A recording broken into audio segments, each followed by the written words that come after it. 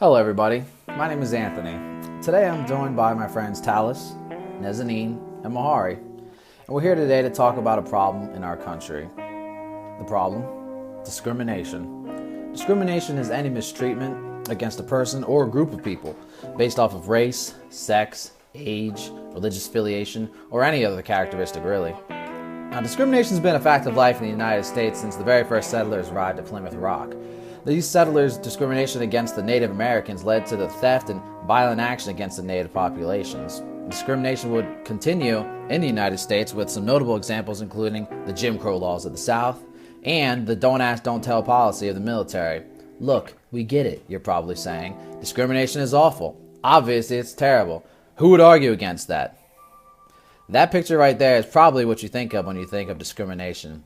One lone jackass who may wear an offensive shirt or look at you with the stink eye and say something like, "We don't like your kind around here, boy."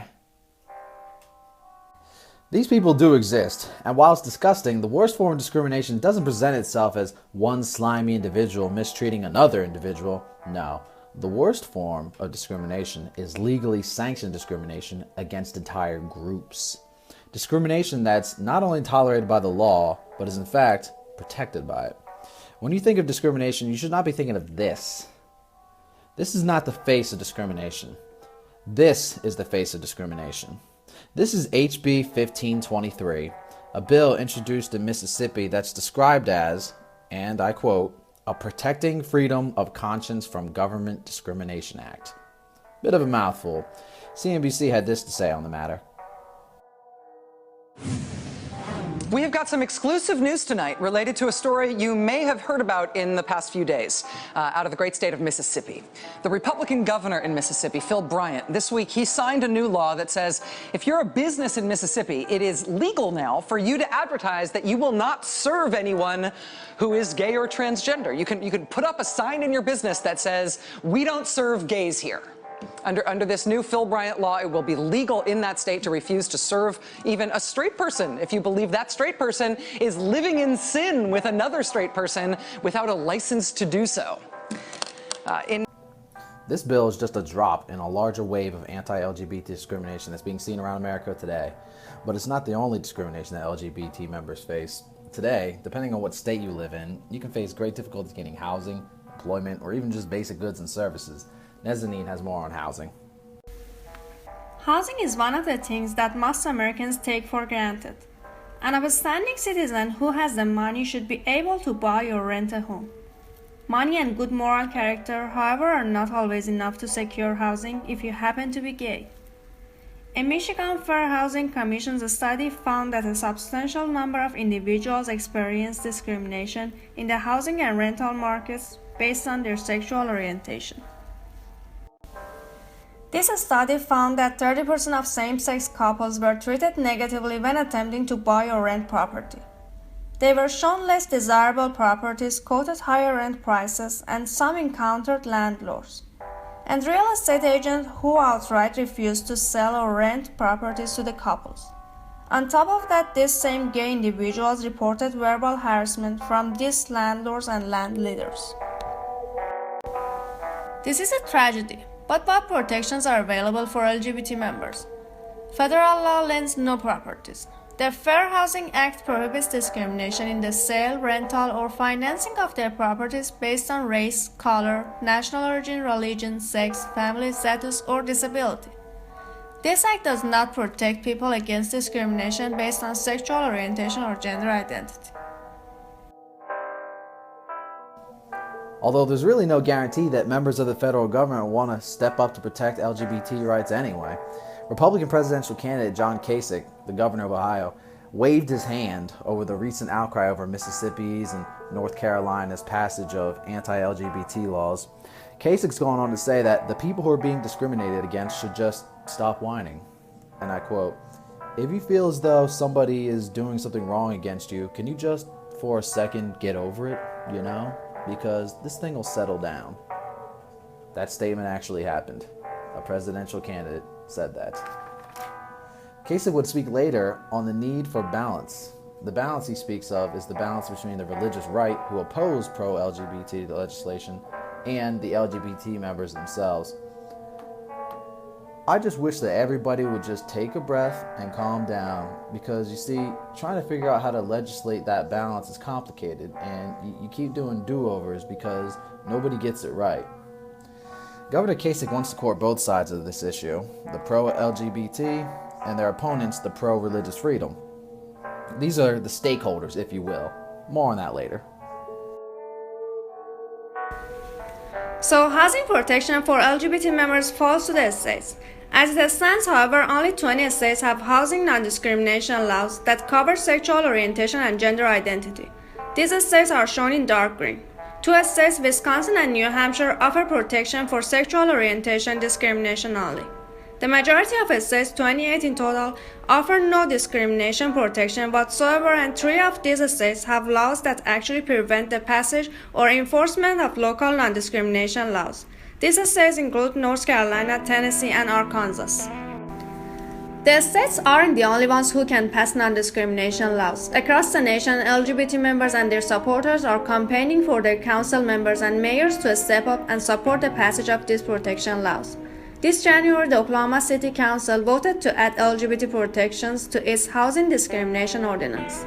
It joins Ann Arbor and Detroit, Michigan in offering protection to its residents, although there are many other cities that offer LGBT protection as well.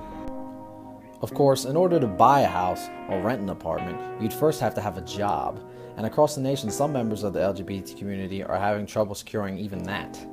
Mia Macy, a transgender woman from Arizona, spent her life in public service, first in the armed forces and then law enforcement.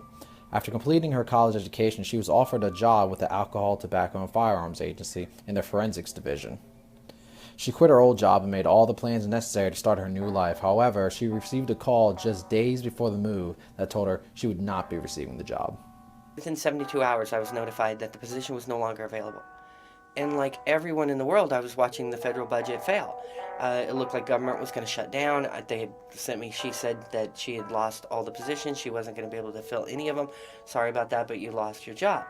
So I thought that's the reason I had lost it. But then like everyone, I watched Washington live in D.C. and at like 9 p.m. at the last minute, the budget went through. So I was all excited. And then, so the next following Monday, I called her and said, okay, I'm ready to start. And she wouldn't answer my calls. They wouldn't answer my phone calls. They wouldn't answer my emails. They wouldn't answer anything. So I went into panic mode. After telling her story to a few colleagues, she was told that she should talk to somebody about this. So she went to the Transgender Law Center. They started an initial inquiry and very quickly discovered something a bit unsettling. They did, in fact, didn't kill the positions. They actually kept the positions. But they hired somebody that was unqualified. That had never been in the military, never been police, never been trained. And subsequently, they also came to me and said, you might have a legitimate complaint. But unfortunately, because you're transgender, it's not covered as a complaint. And that was like devastating, because I was like, wait a second, I could have a legitimate complaint, but I'm not an equal citizen. Serve my country, serve my community, but I'm not even allowed to go to court or ask the questions that I wanted to ask. Mia Macy never got the forensics job she was promised, but she did make a successful appeal to the Equal Employment Opportunity Commission.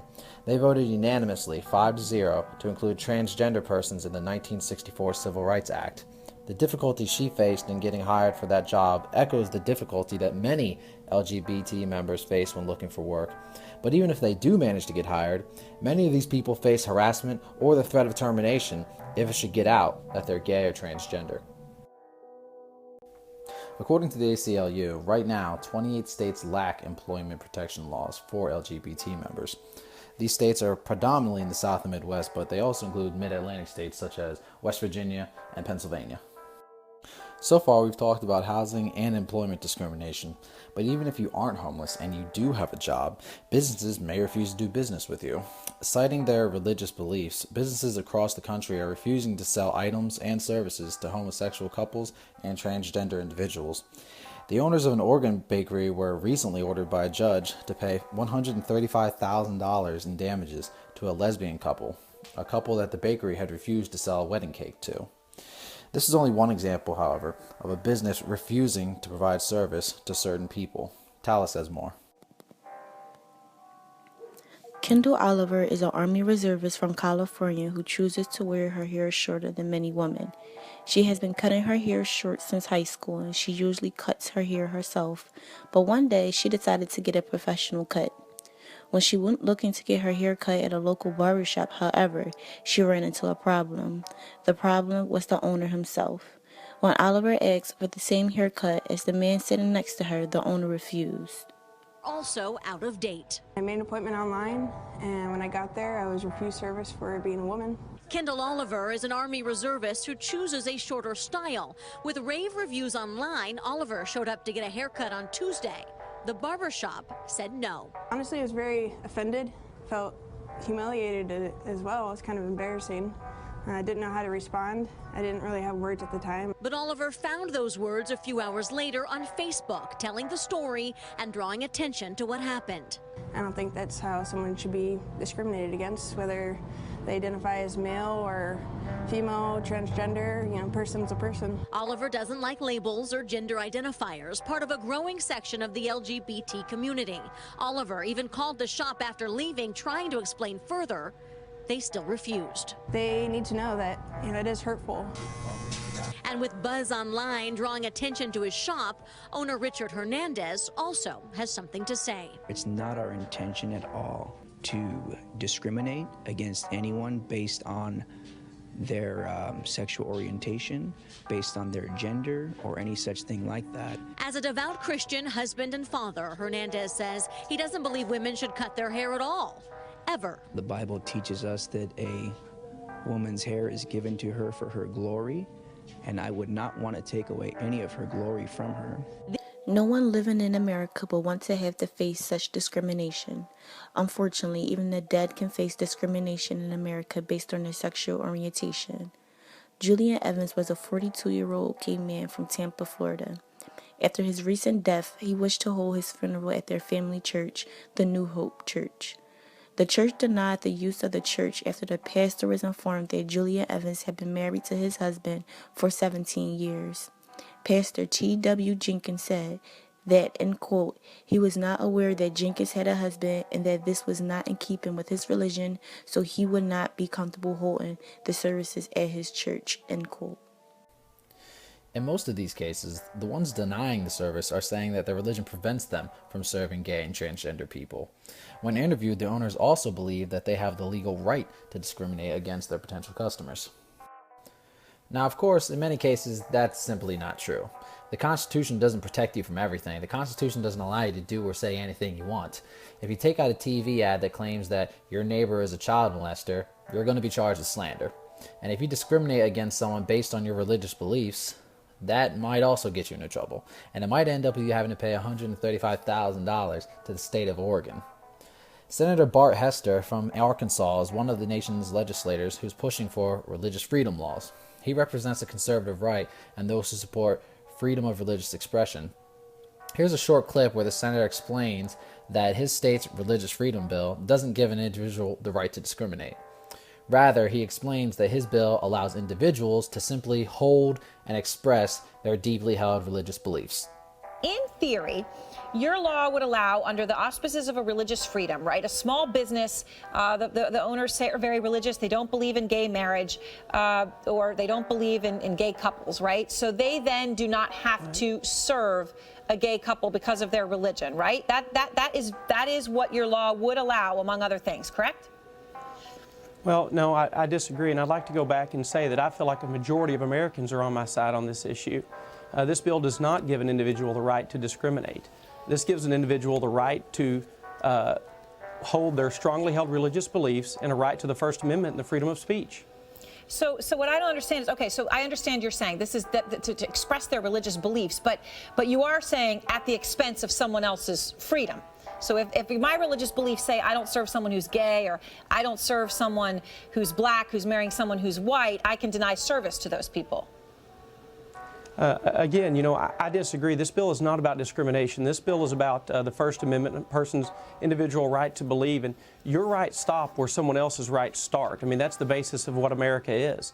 That didn't make any sense. That right there is called doublespeak.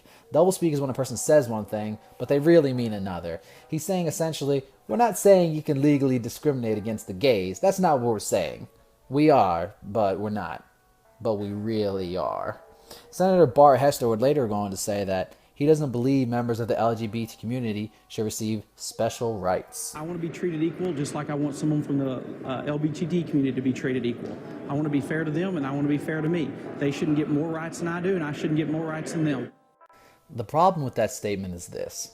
Gay couples and transgender people are not fighting for special rights. They're not demanding that they be given any job they apply for. They're not even asking for businesses to provide separate services or goods for them. The LGBT community just wants the same rights that everyone else in our country already has.